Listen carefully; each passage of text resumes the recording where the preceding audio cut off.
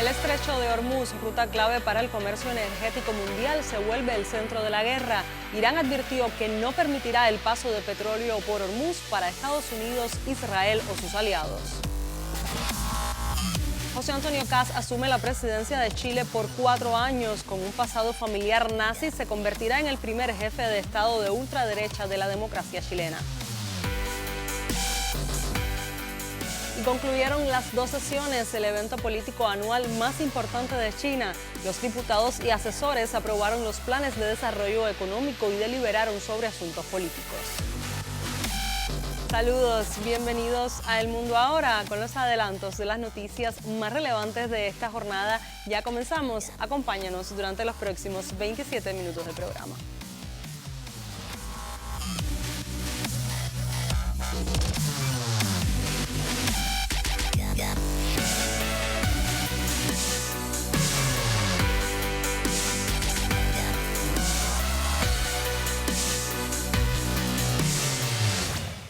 Iniciamos nuestro recorrido por las noticias de mayor impacto en el mundo. El ultraderechista José Antonio Kast asumió este miércoles la presidencia de Chile en una ceremonia solemne celebrada en el Congreso Nacional, ubicada en la ciudad costera de Valparaíso.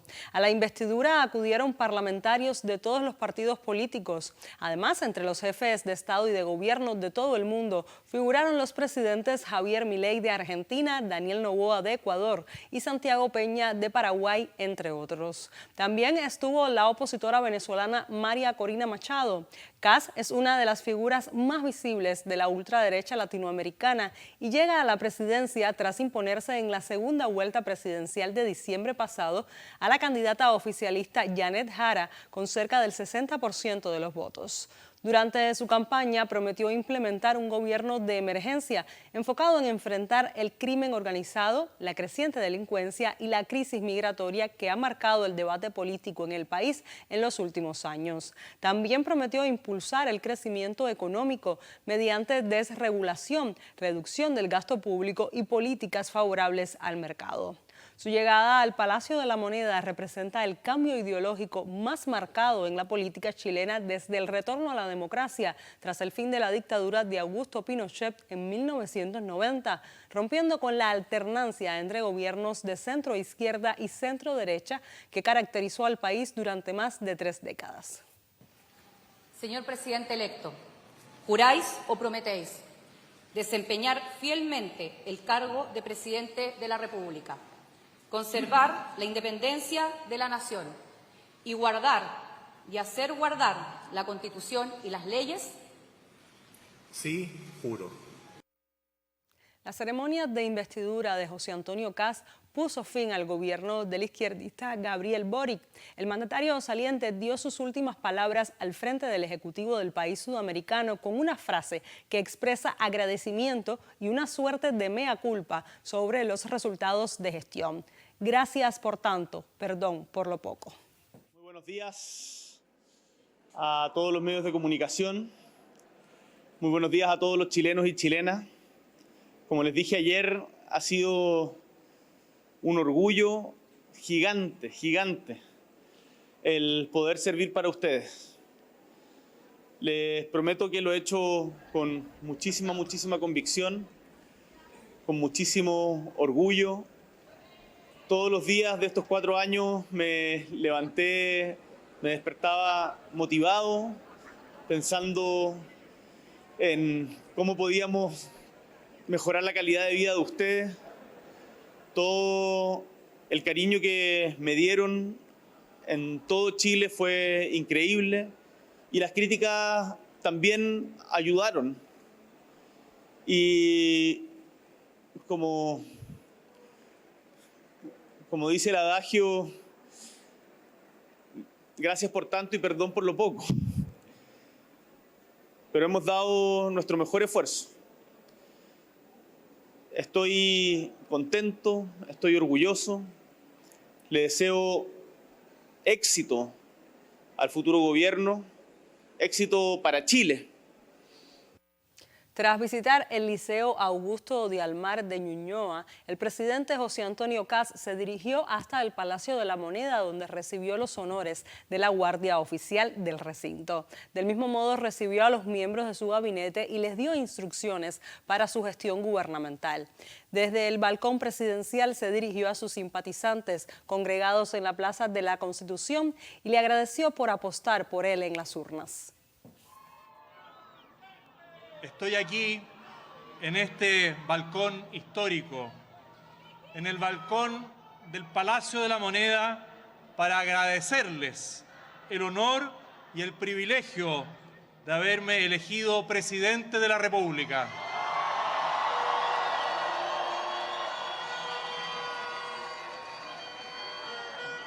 Desde el extremo norte en Bisbiri hasta el extremo sur en Puerto Williams, todo el Chile continental e insular, tengo el corazón lleno de gratitud.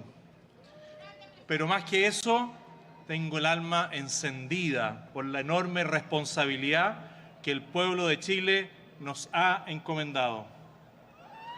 En su intervención, el nuevo mandatario de Chile aseguró que su gobierno será de emergencia, pues según él recibió un país destruido en distintos sectores de la sociedad. Escuchemos. Nos han entregado un país en peores condiciones de las que podíamos imaginar. Un país con sus finanzas públicas debilitadas. Un país donde el crimen organizado y el narcotráfico han avanzado. Un país donde las familias se sienten abandonadas por el Estado.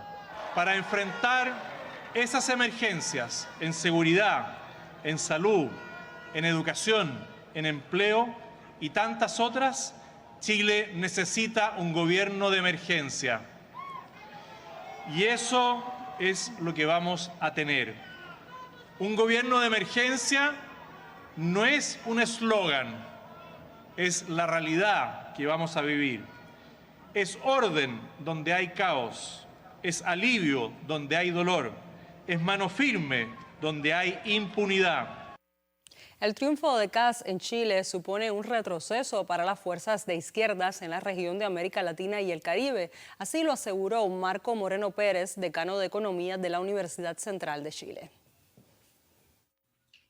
Bueno, estamos asistiendo a un proceso en la región en donde vemos que hay un retroceso de los gobiernos progresistas o de izquierda. José Antonio Kast ganó la elección haciendo una apelación a lo que denominó un gobierno de emergencia.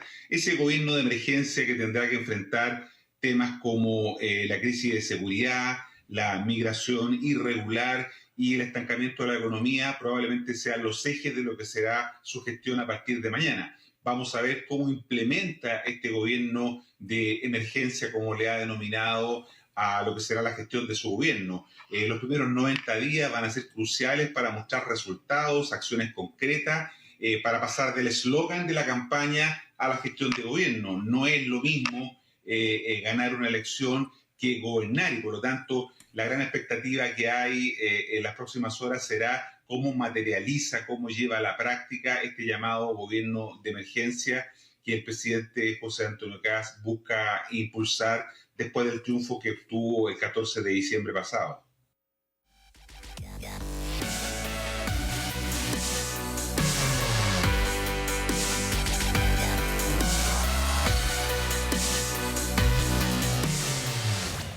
Cambiamos de tema y nos vamos hacia Medio Oriente. Irán llevó a cabo en la noche de este miércoles su mayor y más potente operación con misiles y drones desde el inicio de la guerra. En el ataque se lanzaron numerosos misiles balísticos pesados contra objetivos en las ciudades israelíes de Tel Aviv y Haifa.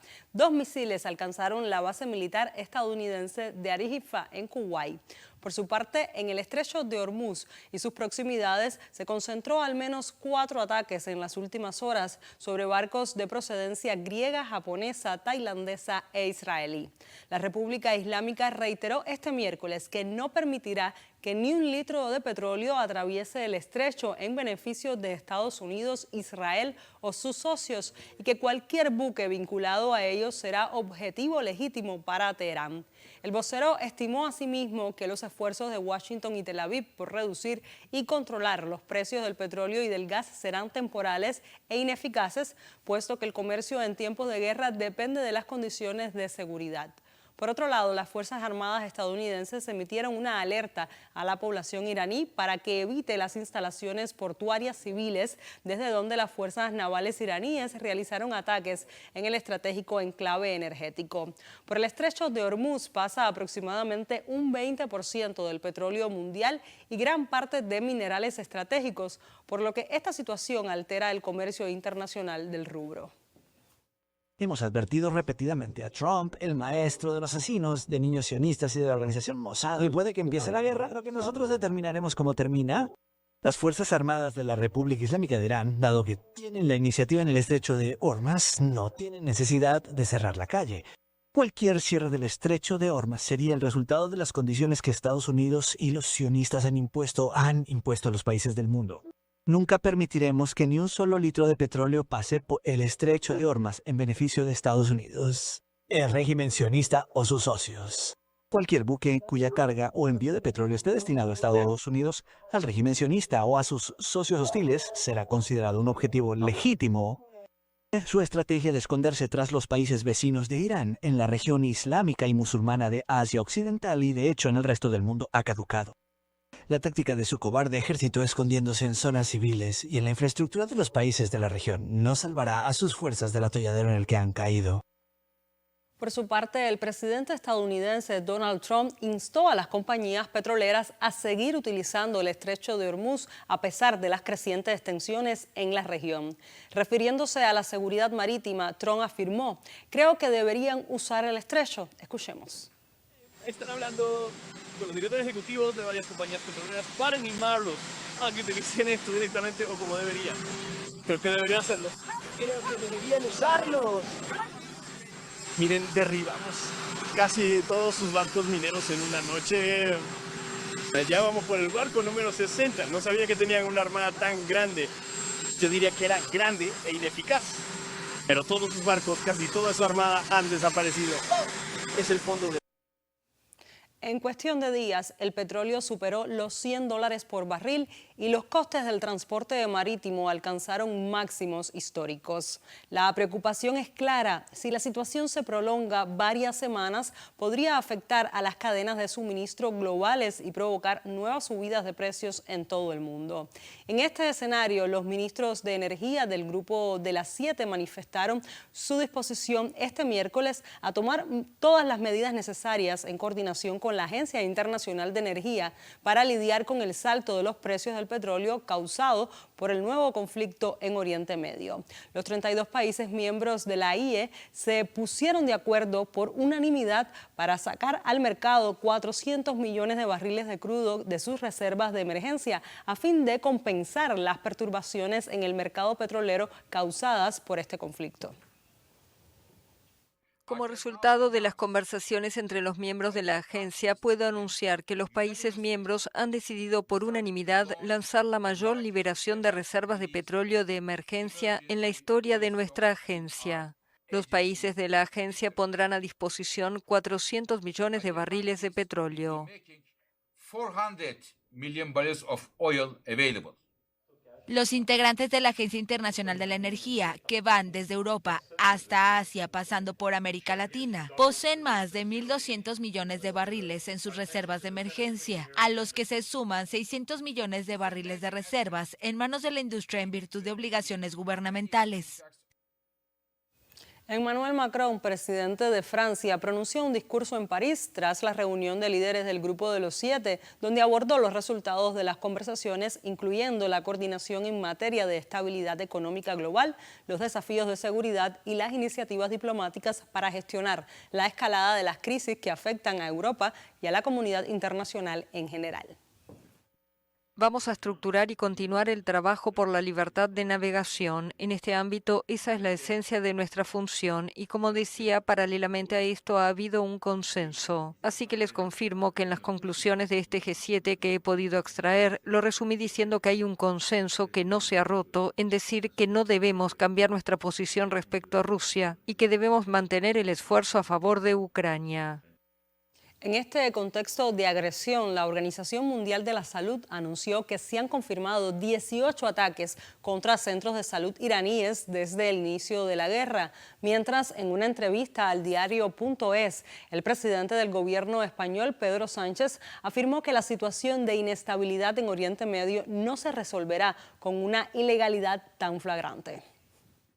Volviendo a Irán, lo que sí que creo es que ha habido por parte de España una posición de coherencia que creo que ha conectado no solamente con determinados gobiernos europeos que han ido girando su posición a lo largo de estos últimos días, sino también con buena parte de la sociedad y la opinión pública europea que claramente, al igual que está la española y también según los estudios demoscópicos está la sociedad estadounidense en contra de una guerra que no va a traer nada bueno y que nos retrotrae al año 2003, cuando se produjo también una guerra, en este caso la de Irak, que trajo muerte, más de 300.000 personas fallecidas, en su mayoría civiles, 2, inestabilidad e inseguridad durante décadas, 3, erosión de la capacidad económica de las clases medias y trabajadoras de toda la sociedad occidental y finalmente un socavamiento y un debilitamiento del orden internacional y el derecho internacional.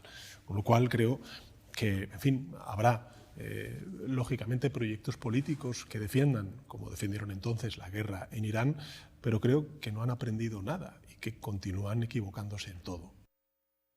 En paralelo, el Consejo de Seguridad aprobó este miércoles una resolución que condena en los términos más enérgicos los ataques con misiles y drones lanzados por Irán contra Bahrein, Kuwait, Omán, Qatar, Arabia Saudita, Emiratos Árabes Unidos y Jordania. El texto, impulsado por los países del Golfo, obtuvo 13 votos a favor y las abstenciones de Rusia y China. Sin embargo, la condena no menciona a Israel y Estados Unidos, culpables del inicio del conflicto.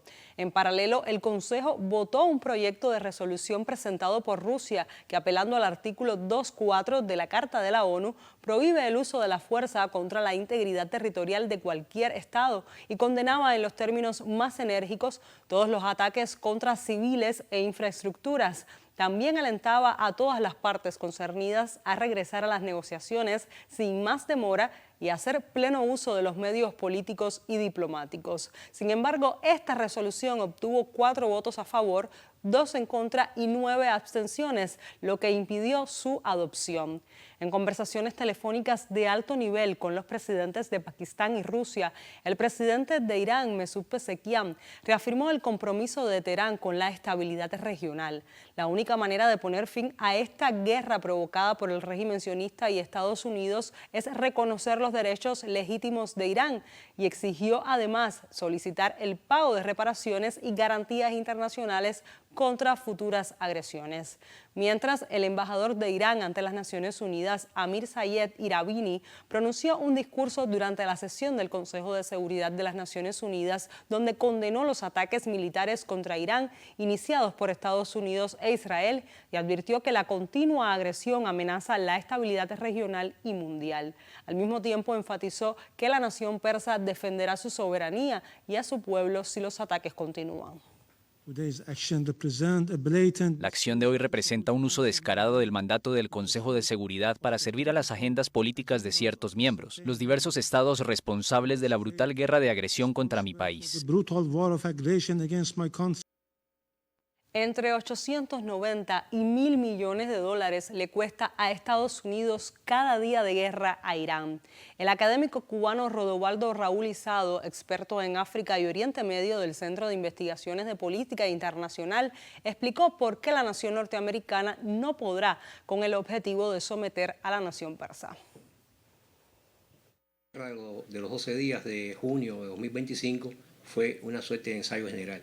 Ya ahora, con la estrategia de empleos de misiles y drones. La República Islámica de Irán ha logrado un nivel de especialización no menos importante y ya constituye incluso para expertos militares que han seguido todo este proceso, lo señalan como algo verdaderamente importante. Y esa estrategia ha venido funcionando independientemente que es una guerra de desgaste. Casi 2 semanas después, la victoria rápida esperada por el jefe del despacho Oval no se ha conseguido, pese a los precipitados cantos de victoria. La dirección de la República Islámica, digamos, los principales mandos militares han declarado de manera convincente de que no va a haber rendición, porque es una contienda en la cual está dirimiéndose en este caso la suerte del propio país. 2023, marzo de 2023, si mal no recuerdo, hubo un desenlace político diplomático muy importante, que fue un proceso de normalización de vínculos bilaterales entre Riad y Teherán bajo mediación china, en la cual todos los actores de la región de una manera u otra están involucrados y están interesados, porque los propios países del Golfo están también inmersos en un proceso de diversificación de la economía para no depender únicamente de petróleo y gas, considerados en este caso recursos finitos. Y entonces, que prevalezca la paz y una concordia entre todos los vecinos de ese universo es importante. Y yo creo que me arriesgaría a apuntar de que hay conciencia clara de que lo más conveniente es precisamente la paz. Por eso es que esta reacción militar iraní en respuesta a la agresión es un elemento disuasorio importante para que todas las capitales concernidas marquen una posición ante el apelo que hace de buena voluntad el presidente iraní.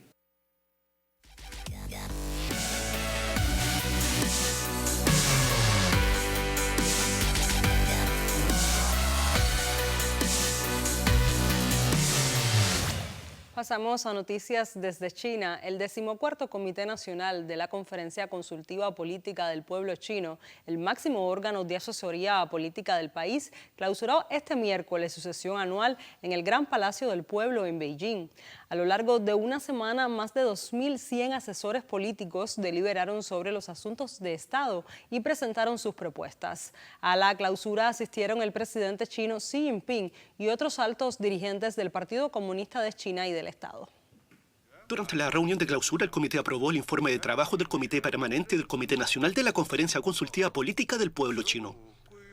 Una resolución sobre el informe de la tramitación de las propuestas de los asesores políticos desde la anterior sesión anual. Un informe sobre la revisión de las nuevas propuestas y una resolución política sobre la cuarta sesión del 14º Comité Nacional de la Conferencia Consultiva Política del Pueblo Chino. El presidente del Comité Nacional de la Conferencia Consultiva Política del Pueblo Chino, Wang Hunin, destacó el liderazgo del Partido Comunista de China a medida que el país avanza en la implementación del 15º Plan Quinquenal. Debemos aprovechar mejor el papel de la Conferencia Consultiva Política del Pueblo Chino en la formulación de recomendaciones políticas y la presentación de propuestas. Donde quiera que avancen las tareas centrales del partido y del país, la Conferencia Consultiva Política del Pueblo Chino debe reunir su sabiduría y sus fuerzas para respaldarlas. Servir y facilitar la implementación del 15º Plan Quinquenal será la tarea principal de nuestro trabajo. Esto debe reflejarse en todos los ámbitos de la consulta política, la supervisión democrática y la participación en la deliberación de los asuntos de Estado. Al enfocarnos en los principales temas del desarrollo económico y social, profundizaremos la investigación con visión de futuro y el pensamiento estratégico, y presentaremos opiniones y sugerencias valiosas y de peso para comprender mejor las situaciones cambiantes, identificar los problemas clave y formular soluciones prácticas. En todo el globo, los medios de comunicación y observadores de diversos países se hacen la misma pregunta. En un mundo lleno de turbulencias y caos, ¿qué puede aportar China? Al repasar los últimos 7 días, los miembros del Comité Nacional de la Conferencia Consultiva Política del Pueblo Chino han presentado un completo informe sobre su trabajo y responsabilidades en 3 reuniones plenarias, al igual que en múltiples discusiones de grupo. Los debates se centraron en el 15º Plan Quinquenal que comienza este año. Los temas abordados abarcaron desde la seguridad alimentaria y la erradicación de la pobreza hasta la protección del medio ambiente. desde el impulso a las nuevas fuerzas productivas de calidad hasta los cambios institucionales necesarios para una apertura de alto nivel. La Conferencia Consultiva Política del Pueblo Chino es una instancia de deliberación, consulta y construcción de consensos que asesora las políticas de gobierno en materia de políticas económicas, sociales y culturales, lo cual forma parte de lo que los analistas califican como democracia popular del proceso completo. Sus integrantes provienen de distintos sectores: el Partido Comunista de China, 8 partidos democráticos reconocidos legalmente en el país, representantes de organizaciones sociales, empresarios, académicos, científicos, líderes religiosos, representantes de minorías étnicas, figuras de la cultura y el arte, así como delegados de Hong Kong, Macao y Taiwán. A diferencia de la Asamblea Popular Nacional, que representa el Poder Legislativo, el CCPPCH no se compone mediante elecciones territoriales, sino a través de un sistema de nominaciones y consensos entre organizaciones y sectores representados. Esta clausura ocurre en el marco de las 2 sesiones, el evento político anual más importante de China. Su nombre se debe a que simultáneamente sesionan la Conferencia Consultiva Política del Pueblo Chino y la 4ª sesión de la 14ª Asamblea Popular Nacional. Ante este evento político anual, el más importante del país, el ministro de Relaciones Exteriores de China, Wang Yi, ofreció una conferencia de prensa a los medios de comunicación en Beijing. El 15º Plan Quinquenal ofrece un nuevo plan maestro para el desarrollo de China y también una nueva ambición para la cooperación de ganancias compartida con el resto del mundo. Este es el primer año de su implementación. El Servicio Diplomático de China va a coordinar activamente los recursos a su disposición con el fin de crear un entorno externo más favorable para el desarrollo de alta calidad en fomento de la modernización china.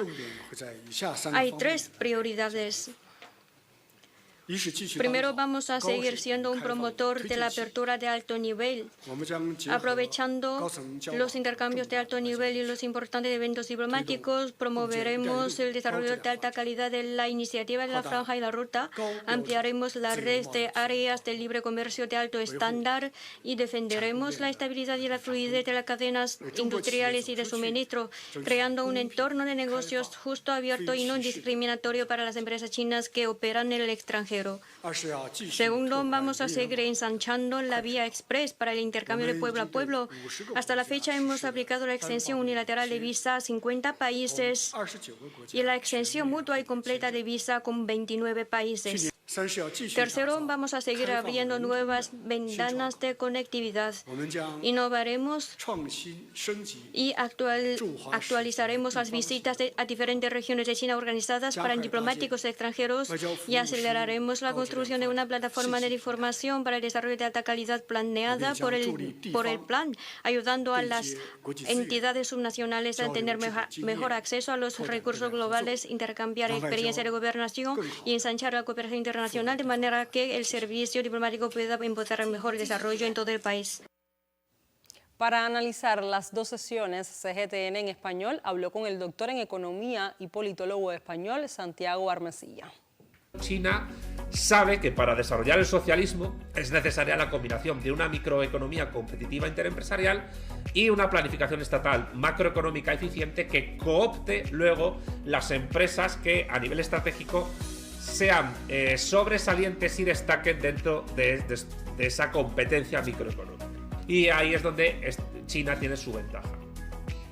Se centra sobre todo en el intento, cada vez más conseguido, hay que decirlo, después de años de realización de planes quinquenales, de la autosuficiencia tecnológica china, tecnocientífica, el desarrollo de nuevas fuerzas productivas emergentes, como son sobre todo la llamada inteligencia artificial y la biotecnología, y por supuesto la combinación de la primera con la segunda, y el desarrollo de la alta calidad productiva, mercantil y comercial, por tanto, y de consumo interno, porque el plan prioriza la demanda interna sobre las exportaciones, buscando mejorar y ampliar la renta per cápita de la población china, de los ciudadanos de China, reduciendo las desigualdades sociales y, por último lugar, asegurar la modernización económico-financiera y la seguridad económica de China.